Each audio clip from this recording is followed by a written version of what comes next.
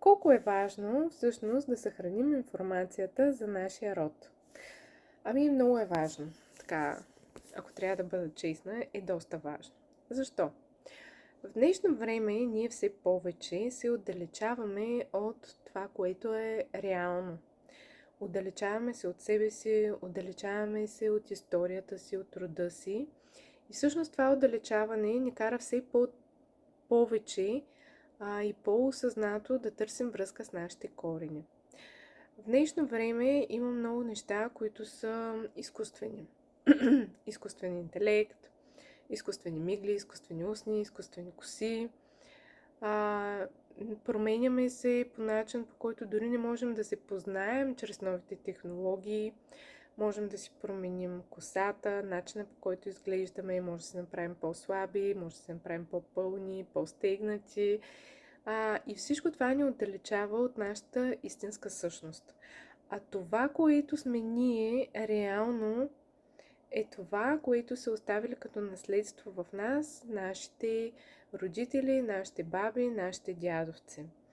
И колкото повече се отдалечаваме от себе си, от реалното, колкото повече информация придобиваме лесно и без да ни е необходимо много да се стараем, защото в днешно време всичко се получава лесно, за разлика от преди 50 години, примерно, или преди дори 100 години, когато бабите ни сами са шили дрехите си, сами са ги бродирали, за да бъдат по-красиви.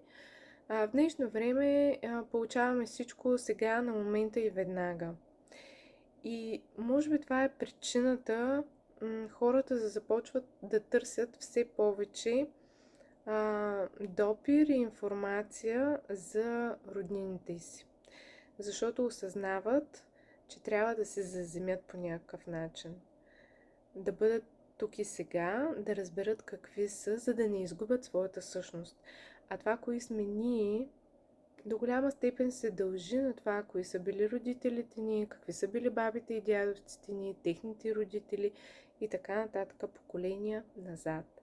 Така че, за да не се изгубим в този забързан свят, за да не изгубим себе си и своята автентичност, е много важно ние да запазим историята на нашия род, за да може децата ни да знаят кои са и откъде произлизат.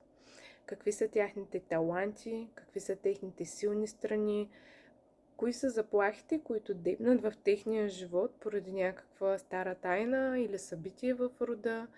Когато човек има информация, човек може да реагира и да вземе адекватно решение как да действа.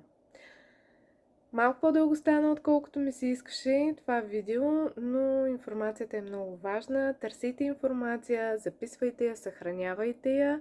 Съвсем скоро ще има начин, по който систематизирано да си съхранявате историята, тъй като идеята ми е почти на 100% готова и скоро ще ви запозная с нея.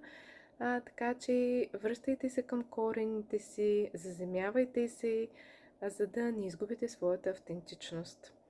Важно е да помним откъде сме тръгнали, за да знаем на къде да вървим. Пожелавам ви един слънчев и усмихнат ден!